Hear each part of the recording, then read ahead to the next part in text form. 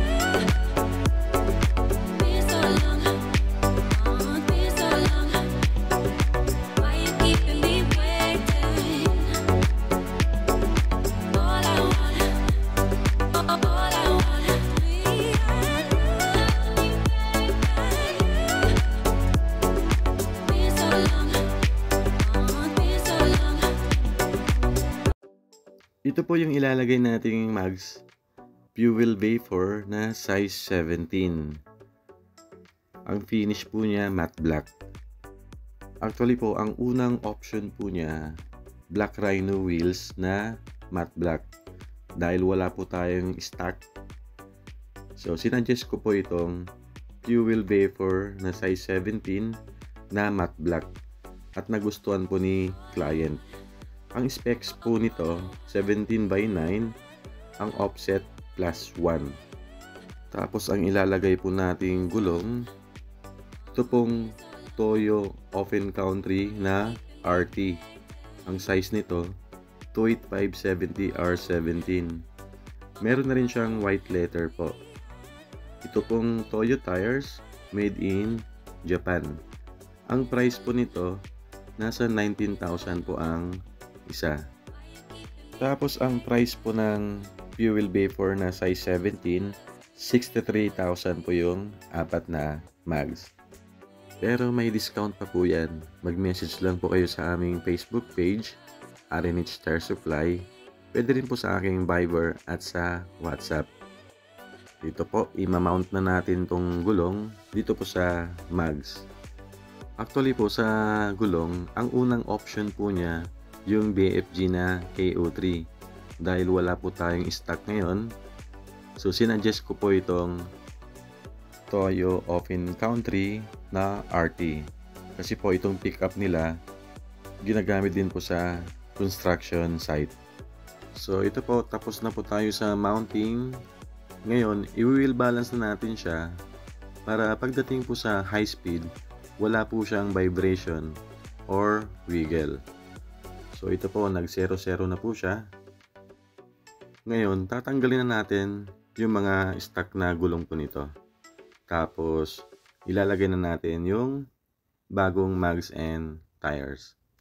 Isa rin sa mga reason kung bakit dito sa shop natin nagpalit ng mags and tires si client. Kasi po, gusto po niya na ma-feature po natin yung pickup po nila dito sa YouTube channel ko po. So ito po, natanggal na natin lahat ng mga gulong nito. Ngayon, bago po natin ikabit yung bagong mags and tires, dahil nag 285/70 R17 po tayo, tapos offset +1 yung gamit natin na mags.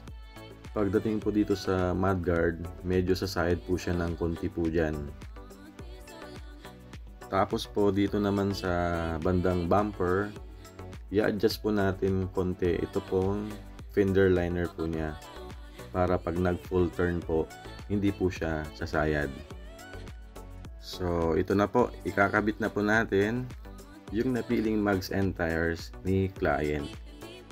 Kaya rin sinuggest ko itong Fuel Bay4 na size 17 tapos offset +1 kasi po gusto ni client na lumabas po siya ng mga 1.5 inches dun sa fender kasi plano rin po ni client na maglagay po ng slim fender.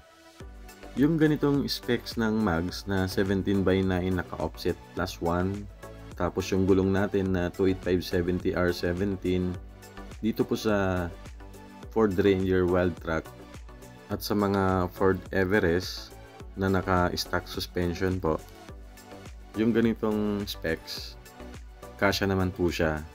I-adjust lang po natin yung fender liner at yung mudguard para hindi po siya sumayad.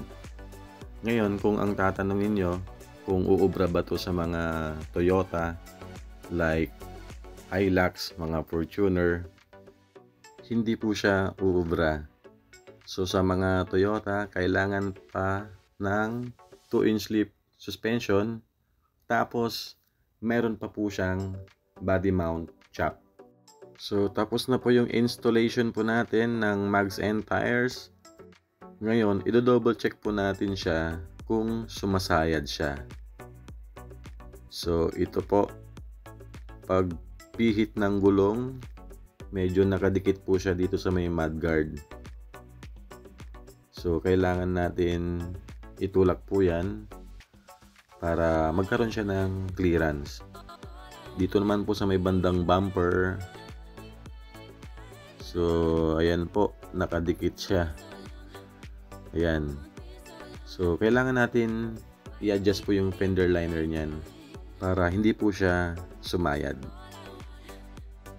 Para ma-adjust po natin yung mudguard, kailangan muna natin na tanggalin yung mudguard mismo. Tapos dun sa ilalim po ng fender liner, meron pong parang yero po dyan, tutupiin po natin siya para maitulak po natin ng maayos ito pong mudguard. So ayan po, na-adjust na natin yung mudguard. Susunod natin ngayon dun sa bumper, ito pong fender liner niya. So i-adjust din natin yan kasi inabot siya kanina nung pinihit po natin yung gulong. Ito po, patapos na po yung adjustment natin ng fender liner. So ngayon, i-check natin kung sumasayad pa yung gulong na nilagay natin na 285/70R17. So dito sa may bandang harapan, ayan po ang laki na ng clearance po niya. Kanina nakadikit po yan. At dito naman sa may bandang mudguard, kanina nakadikit. So ayan po, ang laki na ng clearance. So kung tatanungin nyo kung sasayad pa po yan, pag nag full turn, hindi na po siya sasayad. Ngayon, kung fully loaded naman tayo, hindi pa rin sasayad yan. So safe na po yan. Tapos na po yung installation natin. Ngayon, i-double check po natin kung gaano kalaki yung labas ng gulong dun sa fender. Dahil naka offset +1 po tayo, pagdating po dito sa Ford Ranger Wildtrak, lumabas po siya ng 1.5 inches dun sa fender. So malaki yung labas po niya. So sakto po yan pag naglagay po siya ng slim fender, medyo lalabas pa rin yung gulong kahit naka slim fender po siya. So ito na po yung Ford Ranger po nila na naka Fuel Bay4 17x9. Tapos yung gulong na Toyo RT na 285/70R17. Natuwa naman si client kasi ito yung gusto niyang mangyari dito sa sasakyan po niya. So naging macho po lalo itong Ford Ranger po nila. So ayan po, bagay na bagay din yung mugs na nilagay natin. Tapos ang combination nating gulong, ito pong Toyo na RT. Kung mayroon kayong mga katanungan, mga inquiries, pwede nyong i-comment po dito sa baba or i-message po kami sa aming Facebook page, RNH tire supply. Pwede rin po sa aking Viber or sa WhatsApp. So hanggang dito na lang po ang video na to. Kung nagustuhan mo ang video na to, please like and subscribe. Ride safe guys! Bye!